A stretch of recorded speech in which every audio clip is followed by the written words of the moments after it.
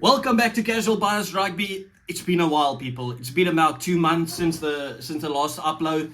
My apologies. This channel will mostly be focused on international rugby. If you don't know, started a podcast with Brett Burns and Bria van Herps, two other Safas called Safas Unscripted. If you like that, go. If you want to see more of that, go to Safas Unscripted on YouTube. We also have the podcast on Spotify. Been focusing on that, but the grind is back for Casual Bias Rugby. And this video, we're going to focus on the Six Nations. International rugby is back. As you know, I'm a lot more invested when it comes to the box, but I still love some Six Nations. So this video is going to be some predictions, some controversial predictions, if I could say it like that, and just an overall preview of the Six Nations starting this weekend. So without any further ado, let's just get straight into it. First up, France. What a team. A team that's always been very good, but kind of in the last couple of years have really gone through the ranks. Claimed first position for a while. Of course, then Ireland took over, and then in the World Cup, home turf, just couldn't get it done. Fell out in the quarterfinals, but we all know they should have placed third or fourth at least in that tournament. Just the luck of the draw, the unluck of the draw. France, of course, in 2022, won the Six Nations, did the clean sweep. And then, of course, Ireland got it in 2022. But I've got France to win the tournament. I'm just throwing it straight out on the field. France to win this whole thing. Of course, they're sitting without Antoine Dupont, which could be a big loss, but I think they have enough names to get them over the line against Ireland in that first game. It's just a pity that it is the first game. I don't mind it really, but of course, like, you kind of want that to be, everyone would see that as the decider. Now, I'm not saying France is the better team and that's why they're going to win it. I do respect Ireland a lot. I think overall Ireland might be a bit of a better team, but that home ground advantage after being knocked out in the World Cup, I think this is the tournament that they're focusing on, bouncing back after the World Cup, saying, listen, we should have won the World Cup. We'll just win the Six Nations afterwards. And to be fair, I think if the game was played at the Aviva, Ireland would win.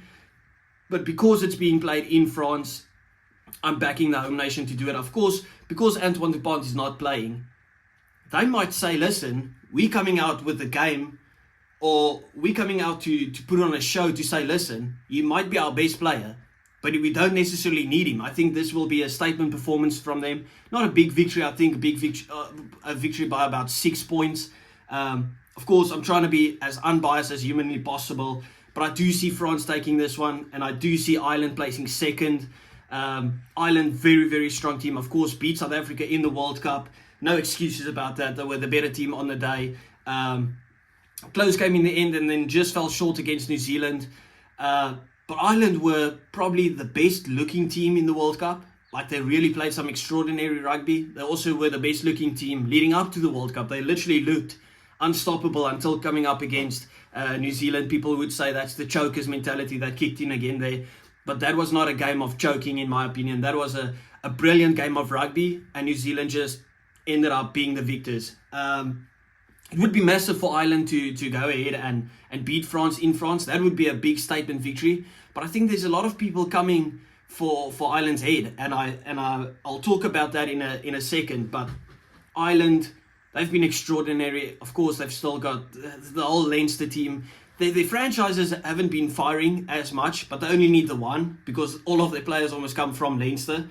But yeah, overall, I think Ireland will be unstoppable throughout the Six Nations, except for a slip-up. Not a slip-up, but just not being good enough in that first game. Of course, I could totally be wrong, and then whoever wins that game between France and Ireland, they do the sweep, in my opinion.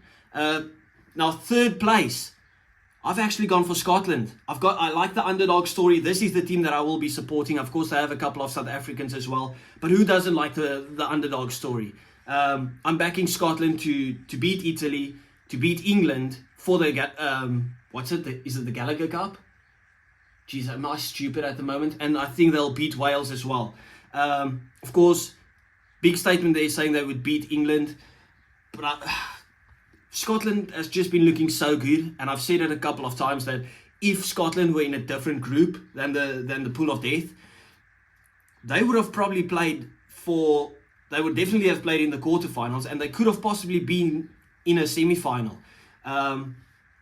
So, yeah, very false position for Scotland to just fall out in the group stages. Once again, just the luck of the draw. And for the people that have been on Finn Russell's neck for saying he's the Lionel Messi of Scotland, people, it's just a joke. Get over it. The guy is the most hyped up player probably in Scotland, along with Duan van der Merwe. Controversial opinion, I don't think Finn Russell is, as everyone says, the best 10 in the world. I don't even think he's the best 10 in the Six Nations. Just my opinion, though. I think Scotland overall very good team. One of the most exciting teams to watch when they get it right. So I've got Scotland to place third, a couple of upset victories, and then in fourth, you might think England. No, another controversial one. I've got Wales. Now, people, this is not hate on any of the other teams. Wales surprised everyone in the World Cup, and they've still got Warren Gatland. I know they've lost Louis Rees-Zammit that has gone to the NFL or the training program for the NFL. But the thing is, when you have the likes of a Warren Gatland, he does the same kind of what Rassie does. He just brings the best out of players. Like, you could give him the worst Wales team or Welsh team, he could make wonders happen. That is just his job. He knows how to get the best out of the guys. The guys play for him and for the jersey. He brings a lot of passion to Welsh rugby. And I don't see them doing as bad as everyone predicts. They were shocking before Warren came in, and then they looked unstoppable in the World Cup. So I've got Wales to beat Italy, and I've got them to pull off another upset, either over England or over Scotland. I wouldn't even be surprised if they beat both of those teams. So Wales placing fourth, in my opinion. It was a good shock that they had in the World Cup. You want the best teams. I'm sure France and Ireland, they love winning the Six Nations, but you want to beat the teams when they are at their best. Like, for us, as a Springbok fan, I don't want to beat New Zealand when they're at their worst. You want to beat the teams at their very best. That's why this World Cup felt so good, because you felt France were at their best, got the victory over them. Ireland were at their best. Okay, didn't get the victory over them, but we won the World Cup. New Zealand were in great form. They were at their best, got the victory over them.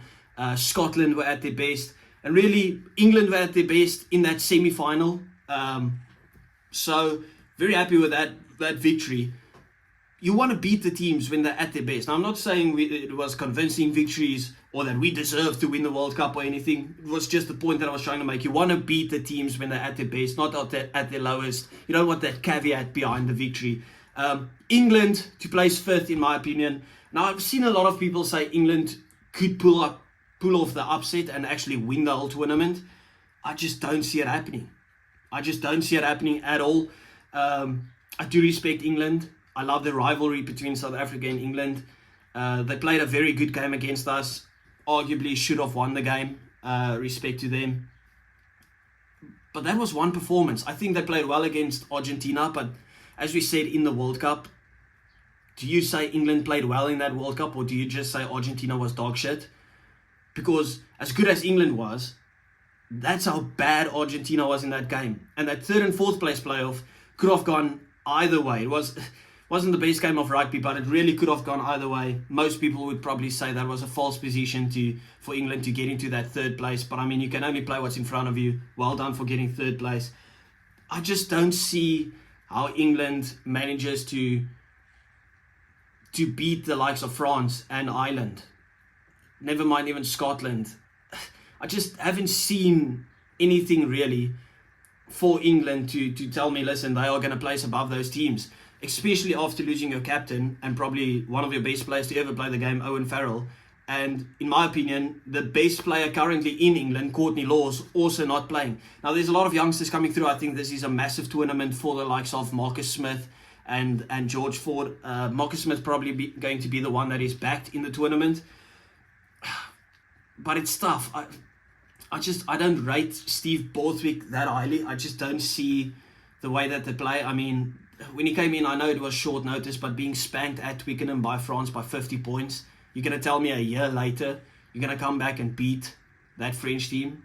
I know Antoine Dupont is missing, but I just don't see it. I think overall, the better players are in the different teams rather than England. If I had to make a solid combined 15 of the Six Nations, I can't think of more than probably 2 English players that get in, if there is 2. And this is not being disrespectful to England. I just don't think they are in the greatest patch of rugby at the moment. And then last, probably in my opinion, top 3 most exciting teams to watch when they get it right.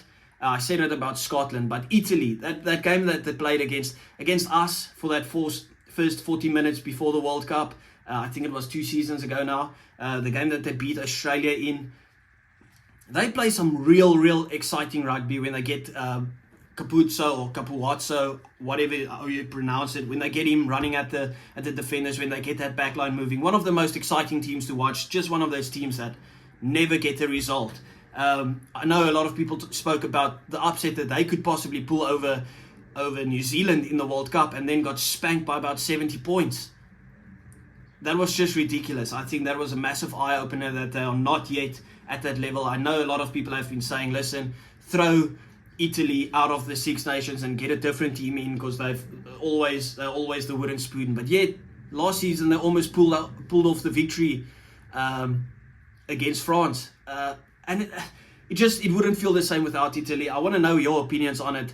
Maybe having like a relegation when it comes to the Six Nations, like the last team falls away, having a different Six Nations type tournament where other teams could play off, like the likes of Spain and Georgia or whatever, to get into that slot. We mentioned it on the podcast. The same with the Rugby Championship, like a team falls away, or we make it Six Nations and the likes of a Tonga, Samoa or Fiji comes in and fills the gaps there, or even Japan.